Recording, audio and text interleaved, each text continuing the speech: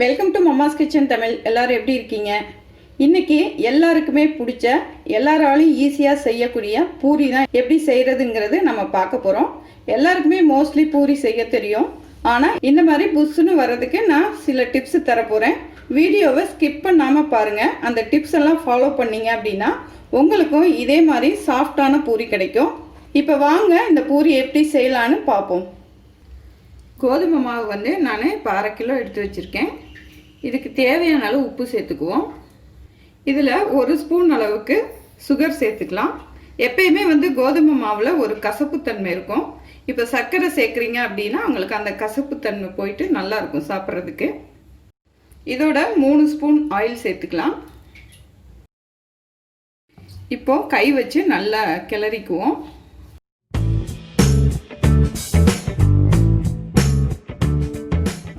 இப்போ நல்லா கிளறியாச்சு. இதில் கொஞ்சம் கொஞ்சமாக தண்ணியை சேர்த்து நல்லா பிசைஞ்சிக்கலாம்.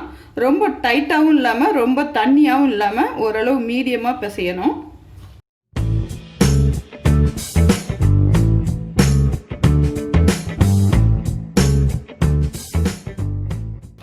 பாருங்கள், நல்லா பிசைஞ்சாச்சு. இந்தளவு இருக்கணும். இப்படி விரல் விடும்போது நல்லா போகணும் உள்ள. இப்போ 1 ஸ்பூன் ஆயில் சேர்த்துக்குவோம். ஆயில் சேர்த்துட்டு ஒரு 10 நிமிஷத்துக்கு நல்லா அழுத்தி பிசைஞ்சிக்கலாம். அப்படி இல்லைன்னா நல்லா அடித்து துவைச்சி பிசைஞ்சிக்கோங்க. அப்படி பிசைஞ்சாதான் மாவு நல்லா சாஃப்டாக வரும். மாவு சாஃப்டாக வந்துச்சுன்னா பூரி நல்லா புஷ்ஷுன்னு உப்பிட்டு வரும். இன்றைக்கி வந்து நான் வீட்டில் அரைச்ச கோதுமை மாவை தான் இதுக்கு யூஸ் பண்ணியிருக்கேன். எப்பயுமே வந்து வீட்டில் கோதுமை மாவு அரைச்சி யூஸ் பண்ணுறது தான் ரொம்ப நல்லது. கோதுமை மாவு வந்து நம்ம கடையில் வாங்குற மாதிரியே சாஃப்டாக வேணும் அப்படின்னா 5 கிலோ கோதுமை எடுக்கிறீங்க அப்படின்னா அதுக்கு வந்து ஒரு 1/2 கிலோ வெள்ளை சுண்டல் எடுத்துட்டு ரெண்டையுமே நல்லா தண்ணியில் கழுவி வெயிலில் ஒரு 2 நாளைக்கு நல்லா காய வச்சுட்டு அதுக்கப்புறம் நீங்கள் அரைச்சி எடுத்தீங்க அப்படின்னா நம்ம கடையில் வாங்கினா எந்த அளவுக்கு மாவு சாஃப்டாக இருக்கோ, சப்பாத்தி பூரி செஞ்சால் எந்த அளவுக்கு உப்பிட்டு வருமோ அந்த மாதிரி நம்ம வீட்டில் செஞ்ச மாவும் சூப்பராக இருக்கும். பாருங்கள், நல்லா பிசைஞ்சாச்சு 10 நிமிஷமாக. பாருங்கள் எந்த அளவுக்கு சாஃப்டாக இருக்குன்னு. லைட்டாக கை வைக்கும்போதே நல்லா உள்ளே இறங்குது. அவ்வளோதான். இதுக்கு மேலே வந்து ஆயில் நல்லா அப்ளை பண்ணிக்கோங்க. அப்போ தான் வந்து ட்ரை ஆகாமல் இருக்கும். இது ஒரு மூடி போட்டு மூடி 1 மணி நேரத்துக்கு நல்லா ஊற வச்சுருவோம். அதுக்கப்புறம் வந்து நம்ம பூரி போட்டோம் அப்படின்னா நல்லா சாஃப்டாக வரும். மாவு வந்து 1 மணி நேரம் ஊறிடுச்சு. பாருங்கள் எந்த அளவுக்கு நல்லா சாஃப்டாக இருக்குன்னு. லைட்டாக ப்ரெஸ் பண்ணாவே உள்ளே போகுது பாருங்கள். இப்போ இதை வந்து சின்ன சின்ன உருண்டையாக உருட்டி எடுத்துக்குவோம்.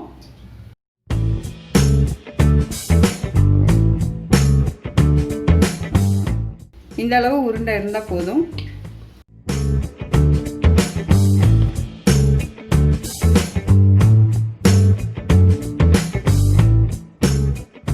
இப்போ நம்ம எல்லா மாவையும் இந்த மாதிரி சின்ன சின்ன உருண்டையாக பிடிச்சி வச்சாச்சு. இப்போ வந்து இதை நம்ம பூரியாக தேய்ச்சிக்கலாம்.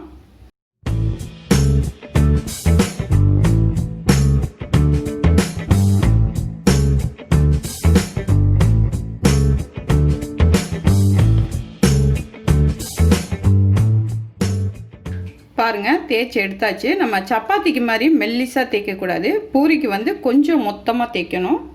இந்த அளவு இருக்கணும். அப்போ தான் வந்து நம்ம எண்ணெயில் போடும்போது புஷ்ஷுன்னு வரும். நம்ம எல்லா உருண்டைகளையும் இந்த மாதிரி ரவுண்டாக தேய்ச்சி வச்சிட்டோம்.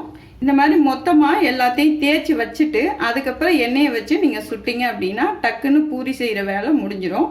இப்போ இதை வந்து நம்ம எண்ணெயில் பொரிச்சு எடுத்துக்கலாம். அடுத்தது கவனிக்க வேண்டியது என்னென்னா, இந்த பூரி சுடுறதுக்கு எண்ணெய் வந்து நல்ல ஹீட் ஆகிருக்கணும். இந்த பாருங்கள், ஹீட் ஆகி நல்லா ஆவி பறக்குது. நல்ல ஹீட் ஆனால் தான் பூரி வந்து நல்லா உப்பிக்கிட்டு வரும். போட்டுட்டு லைட்டாக இப்படி டச் பண்ணாவே போதும். பாருங்கள் எந்த அளவுக்கு நல்லா புஷ்ஷுன்னு வருதுன்னு.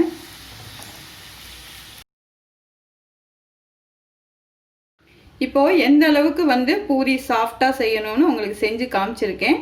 லைட்டாக தொடும்போதே உங்களுக்கு டிஃப்ரென்ஸ் தெரியும். நல்லா சாஃப்டாக இருக்கும். இதுக்கு வந்து உருளைக்கிழங்கு மசால் வச்சு சாப்பிட்டிங்கன்னா ரொம்ப ரொம்ப சூப்பராக இருக்கும். ஆல்ரெடி இந்த மசாலா எப்படி செய்கிறதுன்ட்டு நான் வீடியோ போட்டிருக்கேன். பார்க்காதவங்க கீழே டிஸ்கிரிப்ஷன்லேயும் மேலே ஐ பட்டன்லேயும் லிங்க் தரேன், செக் பண்ணி பாருங்கள். இப்போ வந்து இதே மாதிரி நீங்களும் வீட்டில் ட்ரை பண்ணி பூரி சாப்பிட்டு பாருங்கள். நல்லா சாப்பிடுங்க, ஆரோக்கியமாக இருங்க, சந்தோஷமாக இருங்க. மீண்டும் ஒரு புது ரெசிபியில் உங்களை சந்திக்கிறேன். நன்றி.